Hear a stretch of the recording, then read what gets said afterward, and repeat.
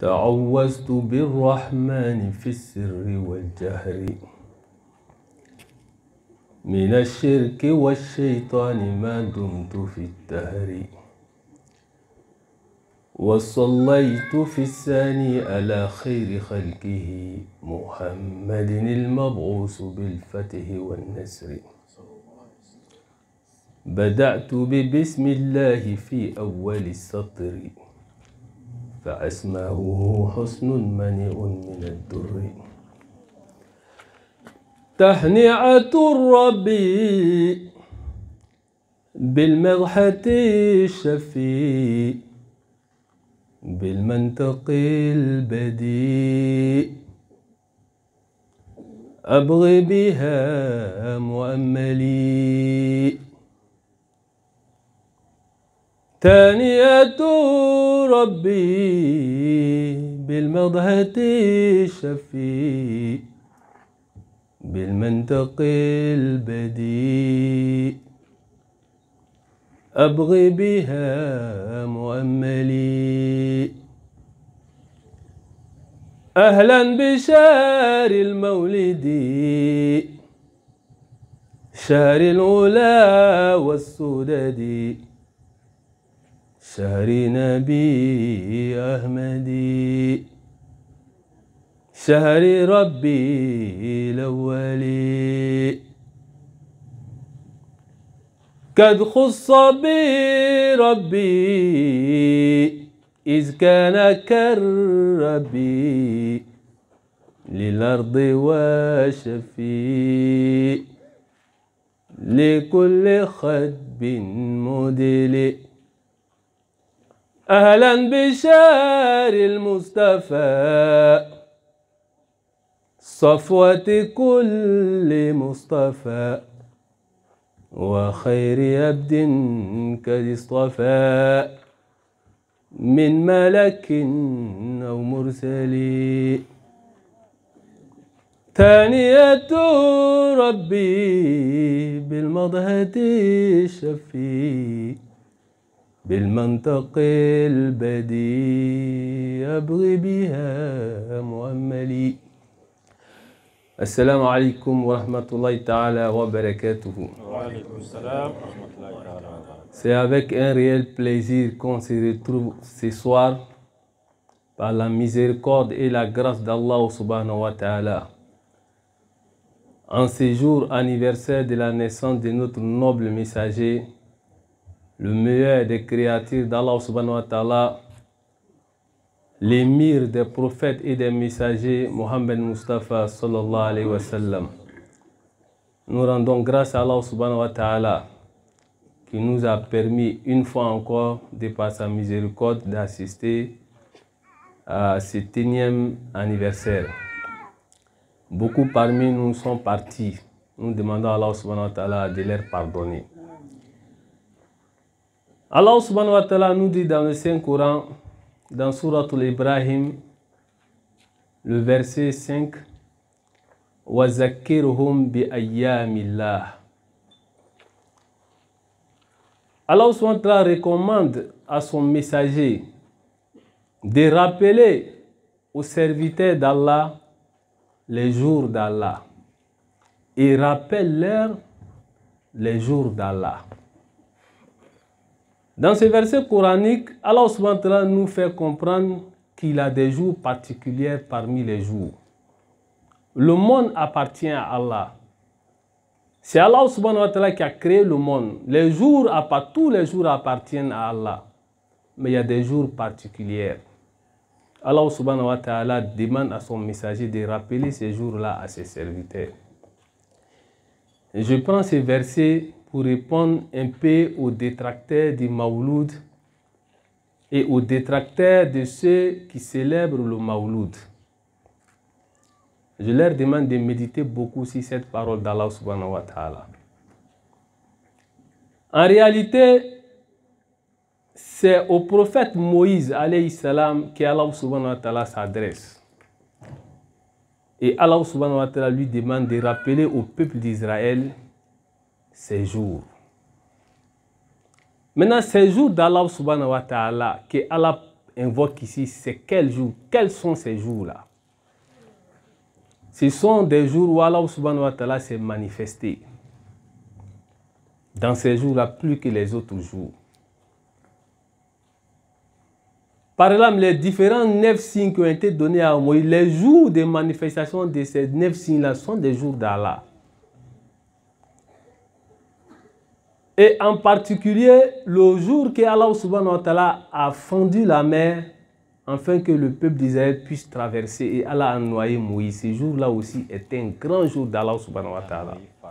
Et noyer Pharaon subhanallah est un grand jour. Takbir. Et quand le peuple d'Israël avait faim, le jour qu'Allah subhanahu wa ta'ala a fait sortir des oiseaux qu'ils pouvaient attraper facilement et manger, était aussi un grand jour. Allah subhanahu wa ta'ala leur demande de se souvenir de ces jours. Mais cette parole-là est dans notre courant, nous les musulmans. Donc en même temps, Allah subhanahu wa ta'ala s'adresse à notre prophète et à nous-mêmes. Maintenant, quand on parle des jours d'Allah, pour nous les musulmans, cette miséricorde qu'est Mohammed Mustafa sallallahu alayhi wa sallam, le Coran est une miséricorde. Il fallait que Mohammed Mustafa sallallahu alayhi wa sallam vienne au monde.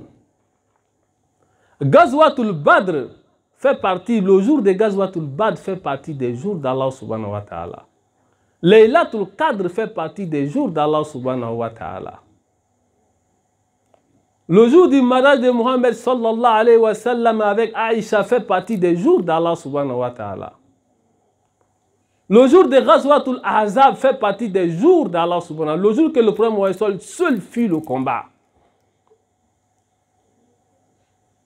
Où les musulmans étaient tous encerclés, tout le monde, les hypocrites même se sont manifestés ces jours-là, vis-à-vis devant le prophète. Mais c'est ce jour-là, c'est Mohammed sallallahu alayhi wa sallam qui fut le combat, qui s'arrêta devant l'ennemi et dévasta l'ennemi par la gloire d'Allah. Ça aussi c'est un jour d'Allah subhanahu wa ta'ala. Mais il fallait qu'il y ait un jour afin que ces jours-là puissent exister. C'est la nuit que le prophète Mohammed sallallahu alayhi wa sallam physiquement est venu au monde. On parle de la naissance physique. Notre frère a eu à le dire, le prophète, il existe dans la connaissance de Dieu à un niveau que nous ne pouvons pas expliquer. Donc le jour de Mawlud, si nous devons nous rappeler des jours d'Allah, c'est que nous devons nous rappeler du jour de la naissance de Mohammed Mustafa sallallahu alayhi wa sallam. C'est un grand jour. Lorsqu'Allah nous l'avons fait descendre en une nuit bénie, ça peut s'appliquer au Coran, ça peut s'appliquer à la nuit où le prophète Mohammed sallallahu alayhi wa sallam vint au monde. Mais les commentateurs du Coran nous devons nous rappeler de ces jours-là pour des choses, manifester notre reconnaissance avec Allah subhanahu wa ta'ala et nous rappeler que Allah existe, que Allah subhanahu wa ta'ala peut nous faire des cadeaux comme il peut nous châtier. Voilà ce que les commentateurs du Coran expliquent. Donc pour dire à ceux qui sont contre le Mawlud de réfléchir beaucoup sur ces versets-là. Et le prophète Mohammed sallallahu alayhi wa sallam nous dit dans les hadiths, Man sanna sunnatan hasanatan fallahu ajruha wa ajru man amila bihi min ba'dihi min duni an yanqusa min ajrihim shay. Ça c'est dans Sahih al-Muslim. Le prophète dit, celui qui fait une sunna, celui qui innove une sunna dans ma communauté, dans ma religion, une sunna qui ne contredit pas le Coran et la sunna, et que la personne pratique cette sunna, la personne est bénéficiée, et tous ceux qui vont le suivre, limiter, auront des bénéfices, et il aura un pourcentage encore dans l'imitation des autres. Il aura un pourcentage dans ça, alors qu'eux aussi ils seront récompensés. De réfléchir si c'est à 10 aussi. Et de savoir que le Mawlud, on ne peut pas être contre le Mawlud. Si on est contre le Mawlud, c'est qu'on est contre la naissance du prophète Mohammed sallallahu alayhi wa sallam. Si on est contre la naissance du prophète Mohammed, c'est qu'on est contre le Coran, on est contre l'islam, on est contre Allah lui-même. Maintenant, pour terminer, je voulais dire quelque chose aux musulmans en particulier, mais à l'humanité tout entière. Aujourd'hui, partout, on parle là de la grandeur de Mohammed Mustafa sallallahu alayhi wa sallam. Il est plus grand que tout. Il est plus grand que même les anges. Le chef des anges même est son serviteur.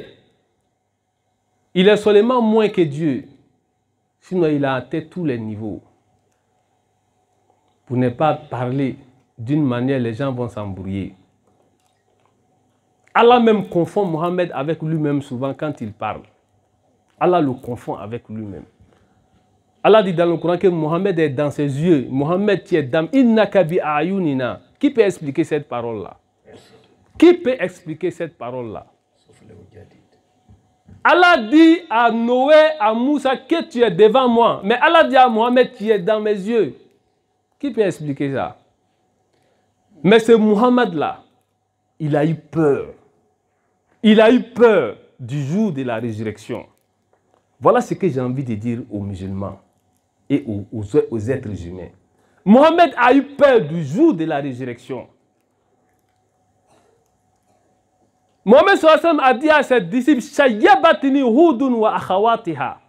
Le prophète dit quand le chapitre Hud et certains chapitres qui le suivent ont été révélés à lui, où Allah parlait du châtiment, du jugement des derniers temps. Lui, Mohammed, il a vu que ses chevelures sont devenues blanches du jour au lendemain, tellement il a eu peur du jour, du châtiment, du jugement du jour de la résurrection. Mais pourquoi nous, musulmans, pourquoi nous, les êtres humains d'aujourd'hui, nous n'avons pas peur de faire du mal? De faire du mal à Allah, de faire du mal à nos concitoyens, de faire du mal à nos voisins, de faire du mal à nos époux, de faire du mal à nos épouses, de faire du mal aux enfants des autres. Pourquoi nous n'avons pas peur? Le prophète Mohammed Mustafa, sallallahu alayhi wa sallam, avant de mourir, a fait venir tous les habitants de Médine et tous ses disciples. Et leur a dit, si j'ai causé du tort à quelqu'un, si j'ai fait de l'injustice à quelqu'un, que la personne me parle, je vais tout faire pour me faire pardonner avant d'aller. Parce que je vais mourir bientôt. Il est l'élu d'Allah, il est l'aimé d'Allah. Mais il a voulu demander pardon. Mais il a fait ça pourquoi?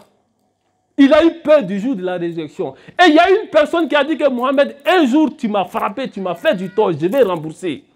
Le prophète est venu pour se faire rembourser. Les disciples ont dit, il a dit non, lui qui m'a frappé, c'est lui que je vais frapper. Le prophète est venu se mettre devant lui. Il n'a qu'à rendre son coup.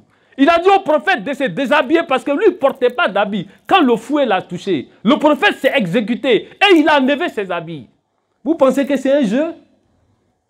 Les musulmans pensent que ça c'est un jeu? On se fait du mal. Les hommes font du mal à leurs femmes. Les femmes font du mal à leurs maris. Dans les institutions, les gens se bloquent. Quelqu'un qui doit être secrétaire, le secrétaire général dit que toi, tu ne seras pas secrétaire. Les gens sont en train de se faire du mal à cause des places. Les gens sont prêts à tuer des gens dans les directions, dans les institutions pour pouvoir prendre les places. C'est lui-là qui est entre moi celui-là qui est entre moi et le patronat. Je l'élimine et puis je deviens patron. Éliminer physiquement comme éliminer en sorcellerie. Les gens sont prêts à ça dans ce pays. Les gens sont prêts à ça aujourd'hui dans le monde. Les gens sont là en train de faire du mal aux gens. Et on vient, on s'assoit, on dit, le prophète qui était le plus grand, il a eu peur du jour de la résurrection. Il dit que ses cheveux ont blanchi. Il a eu peur. Il s'est déshabillé pour que quelqu'un le frappe. Parce qu'il a fait du mal à la personne. Nous, on fait du mal du jour au lendemain et on n'a pas peur. Les gens éliminent les gens à cause des postes. D'une manière ou d'une autre. Moi, j'appelle les gens à méditer sur ça. Ayons peur de Dieu. La darara wa la dirar. Voilà le slogan de l'islam. Tu ne feras pas du mal à toi-même, tu ne feras pas du mal à quelqu'un d'autre. Takbir. On demande à Allah subhanahu wa ta'ala de nous faciliter ça.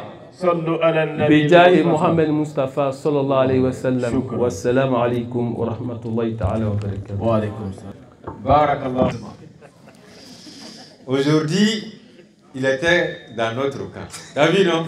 J'ai dit que vous n'avez vous laisser. Ou bien, il n'a qu'à vous donner un peu de dose. Non, il va partir, il va vous laisser, il va vous laisser.